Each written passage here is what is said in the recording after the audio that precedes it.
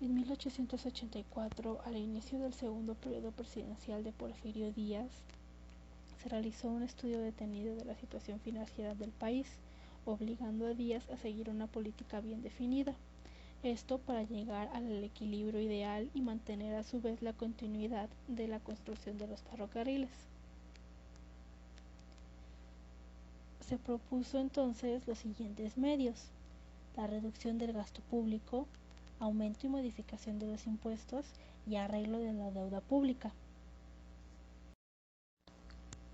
Sin embargo, para 1890 la deuda pública se incrementó considerablemente y fue objeto de nuevos reconocimientos, conversiones y arreglos a través de emisiones en Alemania e Inglaterra.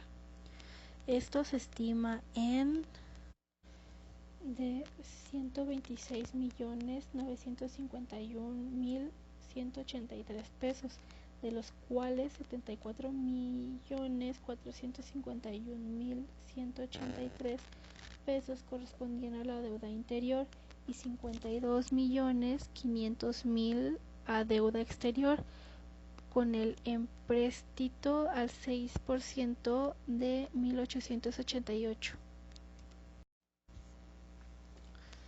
La cotización del peso, que había estado aproximadamente a la par con el dólar en 1865, bajó en forma casi continua hasta 1890, cuando fue de 1.20 pesos por dólar. En 1891 descendió a 1.27 y siguió descendiendo hasta 1903, cuando llegó a 2.35. En 1905 se estabilizó al tipo de 2 pesos por dólar.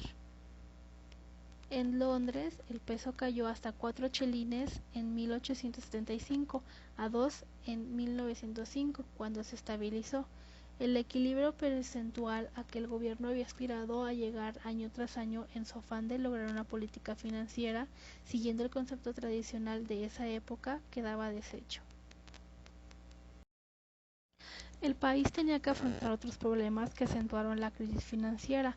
A la expectativa de la baja de los ingresos se sumaba el vencimiento próximo de los nuevos plazos contraídos por el pago de las subvenciones a empresas de mejoras materiales, por compromisos contraídos con anterioridad, y el aumento de la anualidad destinada al pago de intereses y la amortización de deuda exterior conforme a los contratos de 1888 y 1890, que tenían que hacerse en oro.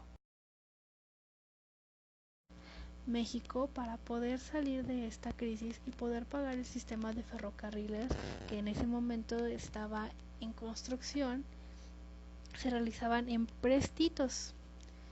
Estos son préstamos que un particular concede al Estado o a un organismo oficial o a una empresa, y que se materializa en bonos, cédulas, pagarés y obligaciones. México tenía obligaciones con estas personas que realizaban empréstitos. Generalmente se les concedía en oro y tenían cierto tiempo para pagar un plazo.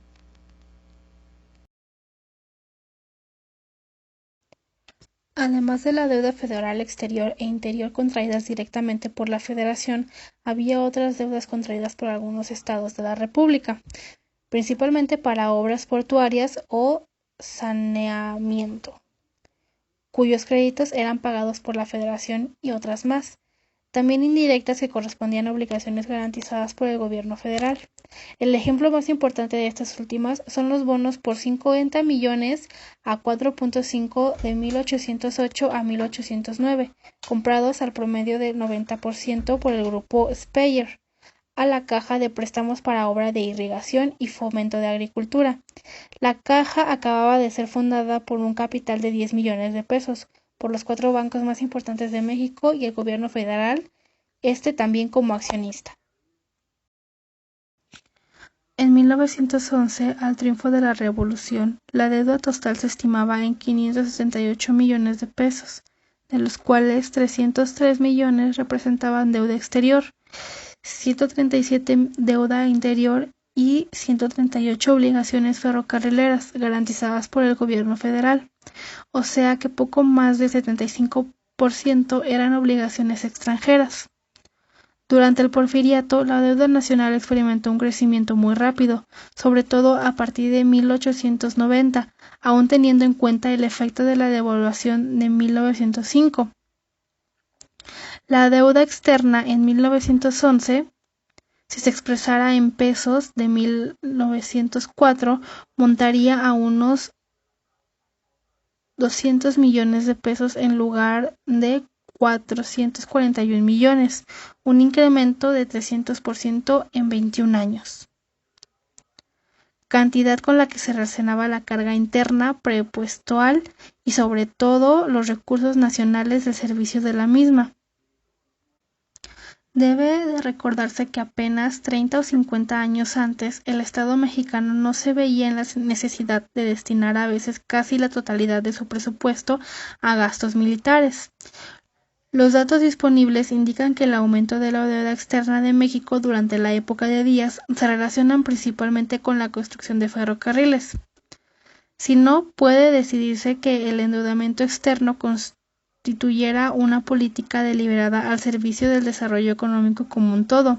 Tampoco puede negarse la influencia de la expansión ferroviaria en el progreso de determinados sectores económicos, conectados con los mercados externos y la ampliación del mercado interno. La obra financiera del Porfiriato se debe principalmente a Limantur, quien ocupó la cartera de Hacienda los últimos 18 años del régimen.